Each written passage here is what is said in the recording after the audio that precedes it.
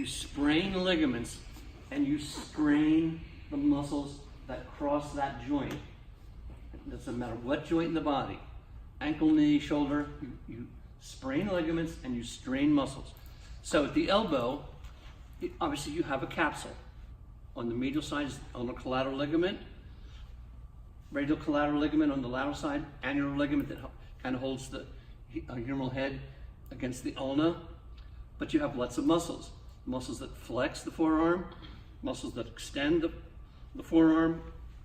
All the wrist flexors have their common origin, medial epicondyle of the humerus.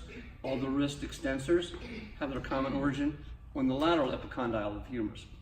So lots of muscles that are involved in the elbow joint. So the first thing I need to do is figure out where her painful range is. So I'm going to ask her to straighten her arm out, and let's say she says it starts to hurt there, and anything in the terminal extension really hurts. But I'm also going to see, does it hurt to go this way? Because in most cases, early on, it hurts at the terminal extension and the terminal flexion position. So it's going to determine how I'm going to tape her. So I figured out that's her range. Now let's say she starts here and it hurts right there, and anything more she can't even do. You think it would be wise for me to be able to tape her so she can't go beyond 90, but she's a softball player and she's down on the ground like this and she can't move her elbow? Can't tape that, right? But she can't play her sport. So it's more just at this terminal extension. So I'm going to you always start with what I call long lever arms. So I'm going to come from the wrist to her upper arm, right about there. I'm just going to roll your sleeve just a little tiny bit. So I'm going to measure that distance. I'm going to take it away, and I'm going to you can relax now for a second. And I'm going to put the tape down on the table, so sticky side down. And I'm going to, for this class, we're just going to give her a Babe Ruth. So how many strips of tape for a Babe Ruth?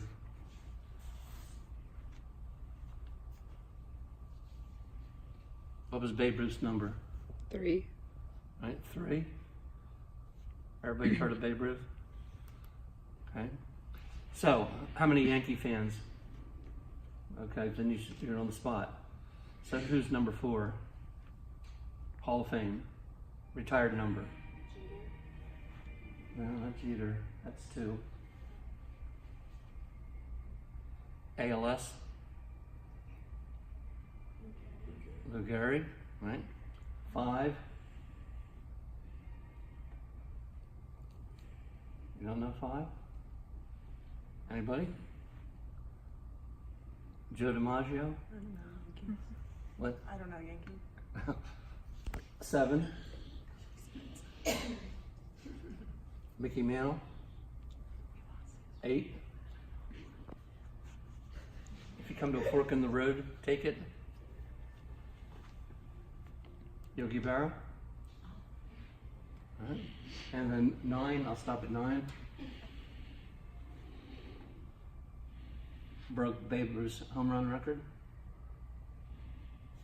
The first one to break it. Then it's been broken beyond since then. Roger Maris. But also Roy Hobbs. Does anybody know who Roy Hobbs is? Played for the New York Knights. In the movie The Natural. No one's anybody ever see the movie The Natural? Robert Redford plays Roy Hobbs. So that's, in my opinion, is the best baseball movie ever made. So ladies, if you're dating some baseball friend, boy, who likes baseball, and he says, let's go out to the movies, whatever, and you say, nah, let's stay home and rent The Natural, you'll be in. Right? All right? Because it's a good, very good movie. Okay, so I'm going to give 3.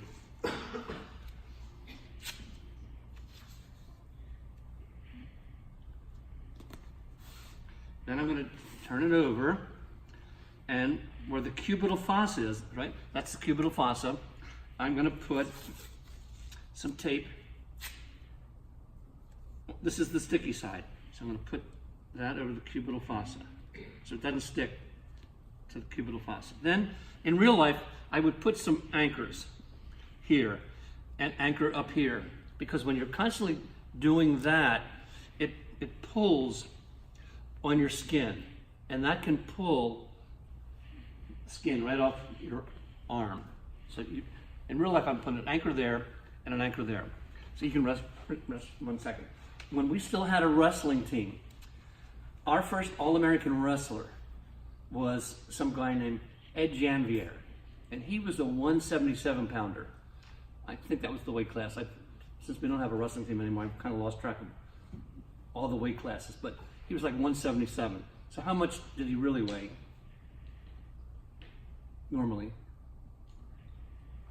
If he wrestled at 177.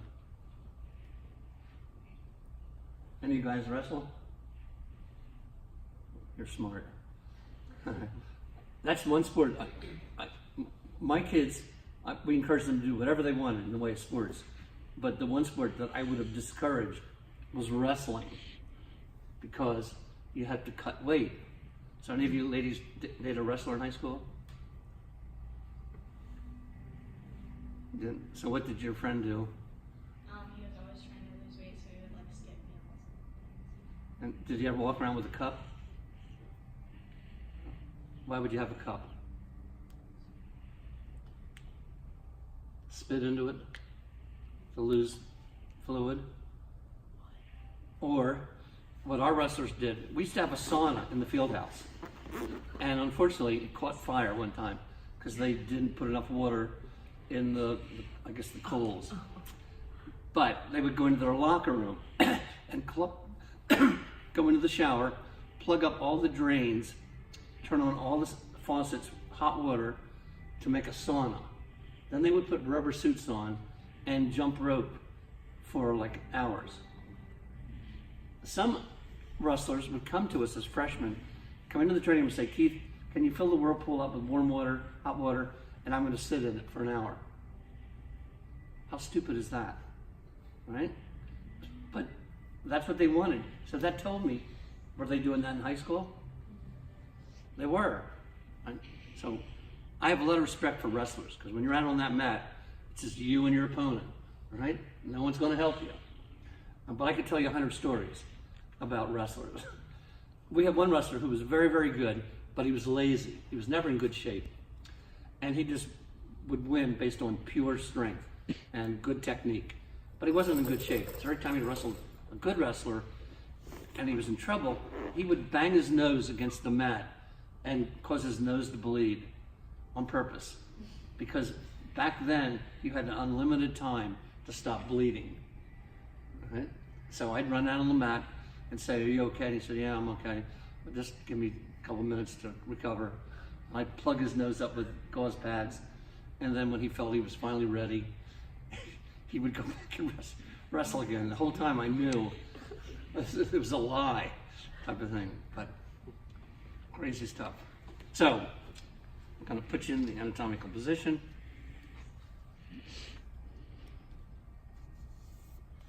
So then I want you to spread your fingers so I don't make it too tight.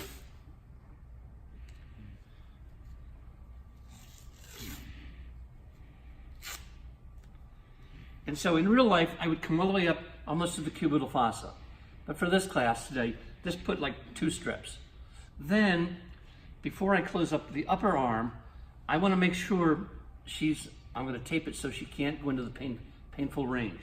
So I'm going to put my hand here in like place of the tape, and I'm going to ask her to extend your arm now. And let's say she says, ouch, that still hurts, my elbow joint. So what must I do? Exactly. I got to bring it up higher. So now try to straighten. And now it doesn't hurt, okay? So I'll just bring it down a little bit.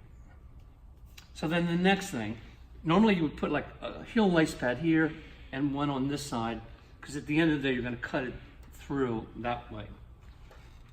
And so here's an athletic trainer joke. The athlete knows to make a muscle, so we don't make it too tight. All right, so make a muscle.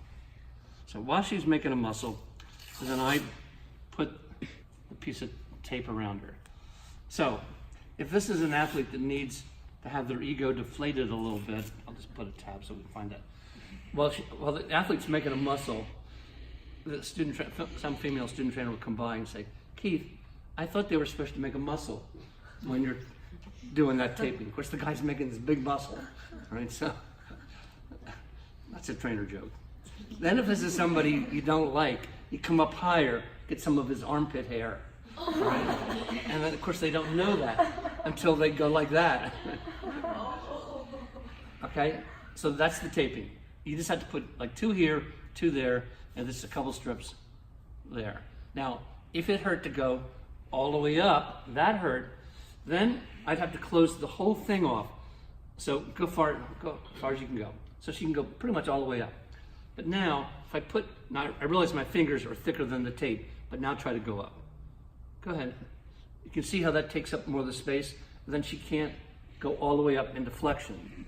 So early on it hurts to go both ways, extend and flex, but eventually so you have to close the whole thing off, but eventually you can leave it open because only it hurts that way.